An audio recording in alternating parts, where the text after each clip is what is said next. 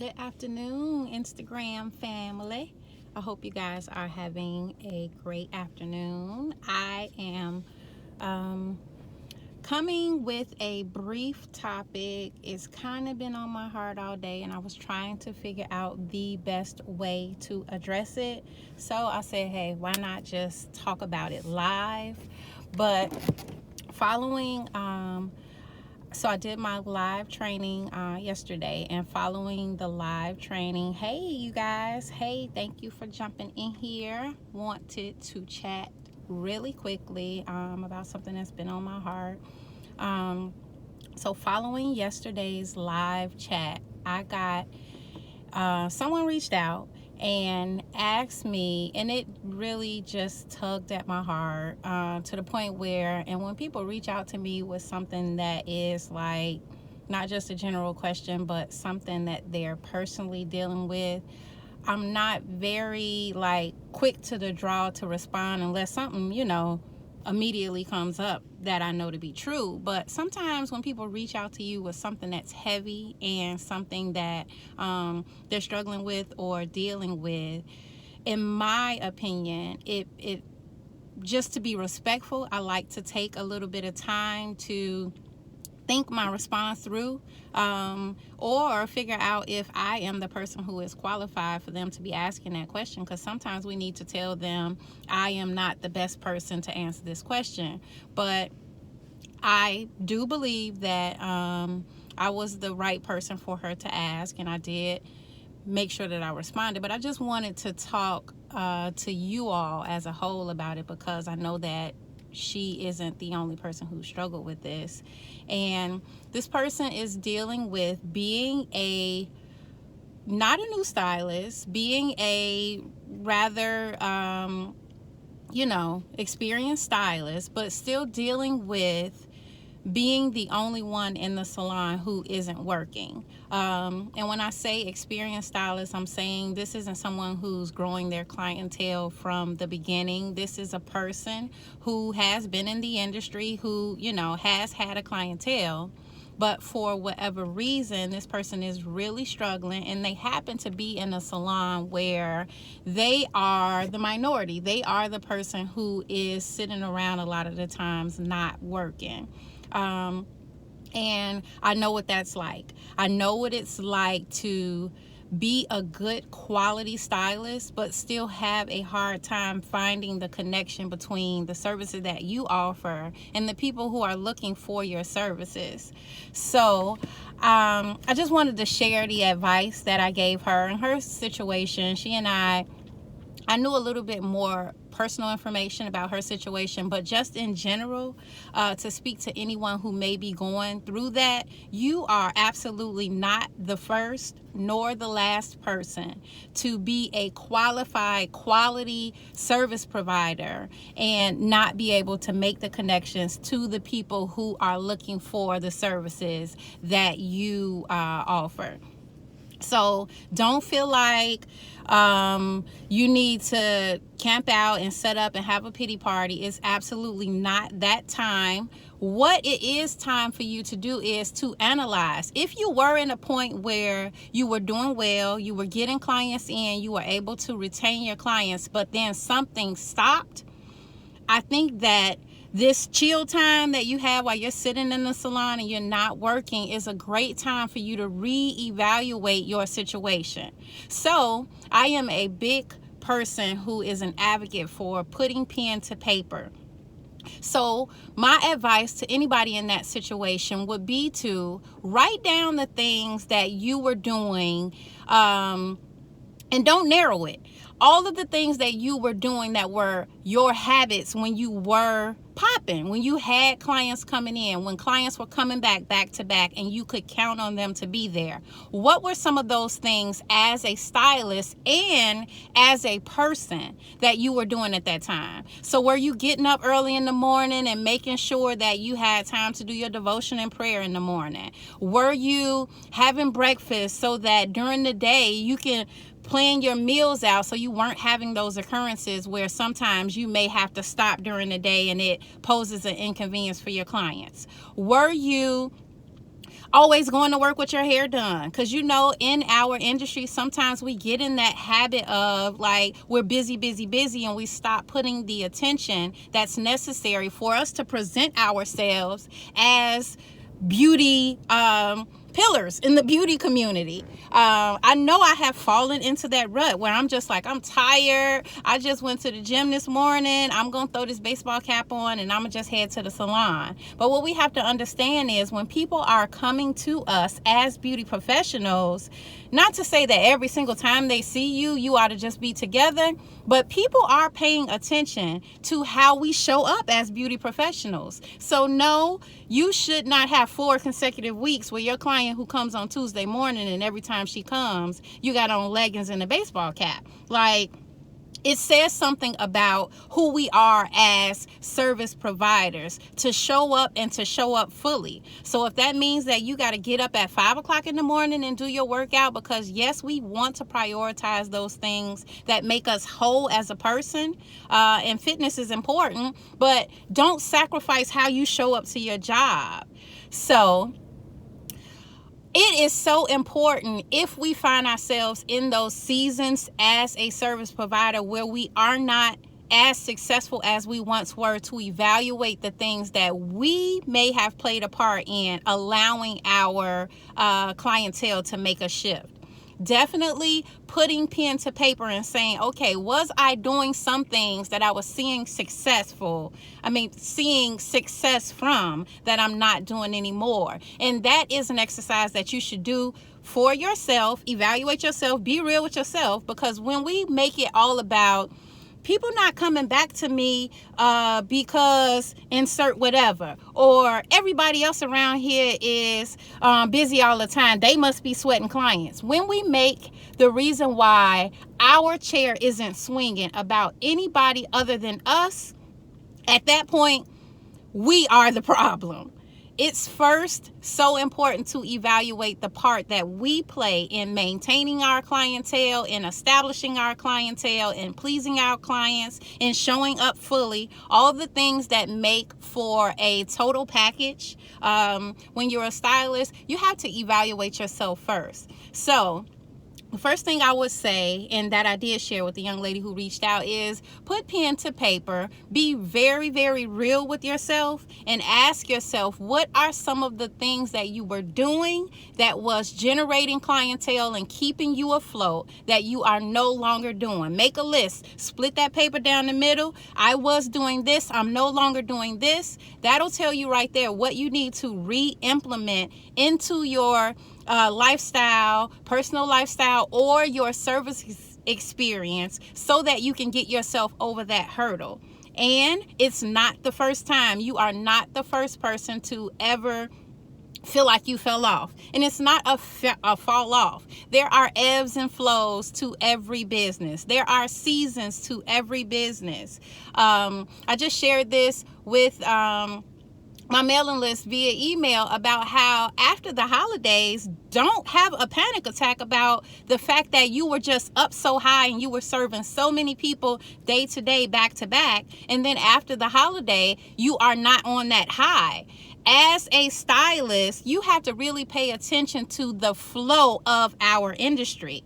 There are times where it will be no room for people to get in. Then there will be times where there's ample room. And it's up to you to make sure that you're structuring your business in a way that allows for you not to see any lack in those seasons when it's not a heavy flow of traffic. And those are things that are our responsibilities to make sure that you implement into your business, so that you don't see a big, oh my God, nobody's coming and I'm tripping.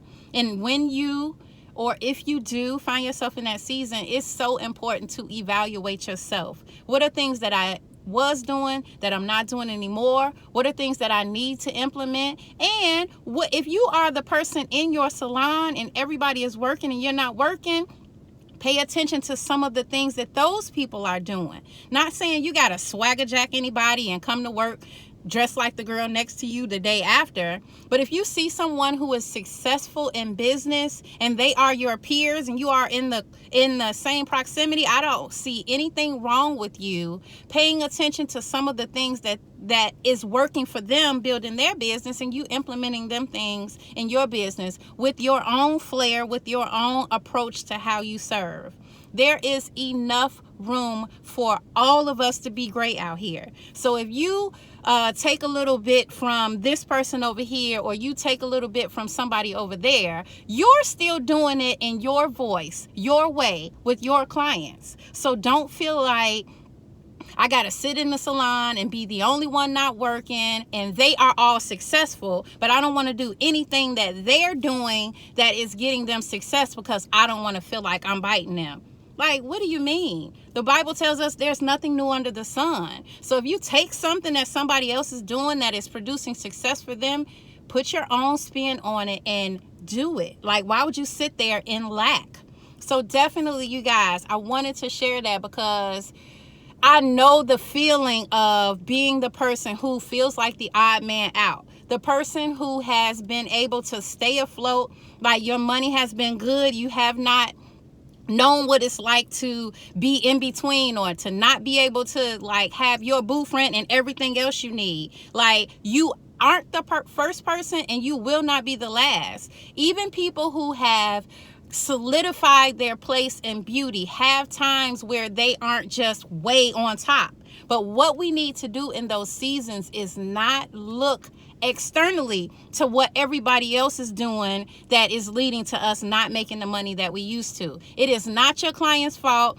Not your entire clientele. It's not your entire clientele's fault if your business is slowing down. It has to be something that you need to evaluate within yourself as the service provider that is causing the ripple effect. You know how we tell our kids there's a cause and effect to everything? If your clientele is dwindling constantly, it has to be something that you can change to switch that thing around. So, and I know that it gets aggravating, it gets frustrating, it puts you in a low place when financially you aren't able to do the things that you're used to doing. It's after the holidays, and a lot of us spent far more money than we wish that we would have spent and swipe those credit cards, and now those bills are coming. So it's like, oh my God, if my clients aren't coming in, how am I going to stay afloat? Do not panic. If you once were in a position where you had that thing together, sit down, get quiet, brew yourself a cup of tea or coffee, whatever your choice is, and get real with yourself and figure out what you were doing that you're no longer doing. And let me just be real about this too. We are in the age of social media, my friends. So people, in regards to consumers who want services, have a vast array of people who they can choose from. Stay on top of your game. Make sure that, and not to say you got to run and do everything everybody is doing, but if you are a service provider and you're having clients come to you and they say, I would like to try this, I think you better figure out how to get yourself comfortable doing what this is, because all they got to do is pick up their smartphone and slide through their Instagram, their Facebook, their Pinterest, and they will find someone who can do this. A lot of clients don't like hopping around, but if they're going to spend their well-earned money, they want to know that they're leaving from being serviced by you, getting what they want. And there used to be a time where we would have a client just say Miss Shirley, and Miss Shirley would get the same service every week, week after week. She was so happy with how we did her roller set or whatever that service was. We really didn't have to make sure that we were staying up to date or doing anything different, because we could bank on the fact that Miss Shirley was going to come in there and she was going to get her set and she'd be straight. Those days are over. You have to be well versed in whatever services you are providing. You also need to know, like I started in the beginning, you also have to show up. When you come to work as a beauty professional, don't nobody want you standing over their head looking like you needed to go to the shop before they came to your shop. We have to show up. We have to make sure that we're giving clients our best. We have to stay abreast of what's new. We cannot be using ISO Plus and no shade to any company or anything like that. But we have to make sure that we're giving our clients the best if we are expecting them to be loyal, because they got too many options out here. They will code switch on you because there is always a more convenient option, or somebody who is comfortable showing them that they know what's new and what's hot, or somebody who is showing that they're invested in continued education, or somebody who they look at their profile every single day and that person is showing themselves going to work looking like they're going to work. Like, we have to evaluate ourselves, our approaches to our business. And when we have those dips in our clienteles or in our businesses and whatever we're doing, especially as entrepreneurs, it is not the time for us to start pointing the finger. We got to look at that man or woman in the mirror, figure out how we need to pivot and make the necessary adjustments. And it will turn around. Like, we have seasons of I just don't feel like doing it. You got to sit in that thing for about an hour, a day at most. But don't allow that I just don't feel like doing it to become how you show up every day, because yes, your clients will find somebody. They'll find somebody who's happy and chipper and who comes to work with their hair done and who is invested in continued education and who is a stellar customer service provider. So I'm giving y'all this little rah-rah talk, but I'm giving it to you with the biggest hug and understanding, because I have absolutely been there, and it's not the end of the world. You can turn your clientele around. You can get back into it, and it's okay to be the person in your salon who may not be the one who's popping right now. It should fuel you. It should fire you up that everybody in here making money and I'm not making no money. I'm going to use this downtime to make sure that the next couple of weeks, or when I start out February, I'm going to be booked solid. And all you got to do is figure out what you weren't doing and then fill in those voids. Get around somebody who is going to be honest with you, who is going to hold you accountable, and who is going to push you to grow your business, y'all. If not, you're going to be stagnant and you'll still be trying to bank on paying your mortgage and your kids' tuition off those same 8 clients and them same 8 roller sets. That is not the business that you want to have. That's not job security at all whatsoever. So I hope that me sharing that situation that person was going through, and how I just gave her my opinion on how I would handle it, help somebody who might be in that situation. If you guys are looking for someone to walk alongside you to build your business, to whatever you're trying to do in beauty, if I could help you at all, I would love to. You guys know where I am. You sitting here in my live. You can reach out to me via DM. If you are not already on my mailing list, connect with me on the mailing list. If you miss my live training, I dropped gem after gem after gem about helping stylists make more money. I shared this yesterday, and I might be wrong with the number, but beauty in 2018 was said to be a 445 billion with a B, like Brandy, dollar industry. But the average annual salary for a stylist is between $27,000 and $33,000. What? A $445 billion industry that we are licensed professionals in, and we are walking home with between $27,000 and $33,000. And I know that that's not everybody's walk, but there are a lot of people who are beauty professionals who are struggling, and there is no reason for you to be struggling. Reach out, get the resources that you need. I am on a mission to help anybody that I can. So if you want to connect with me, don't hesitate to connect. I will do my best to help you get through the hurdles. So if y'all missed this and you caught it in the middle or the end, definitely go back and check that out. And if you guys would like to connect with me, I would love to hear from you. I hope you guys have an amazing day. I started this and I was like in the sun, and now y'all probably can hardly see me because, you know, I'm a brown girl. But I hope you guys have a great time. If I missed your comments, I try not. Hey, everybody. Big hug to everybody. I think I saw Carlila and Dana. Hey, Amber. You're welcome, Amber. Hey, Angel.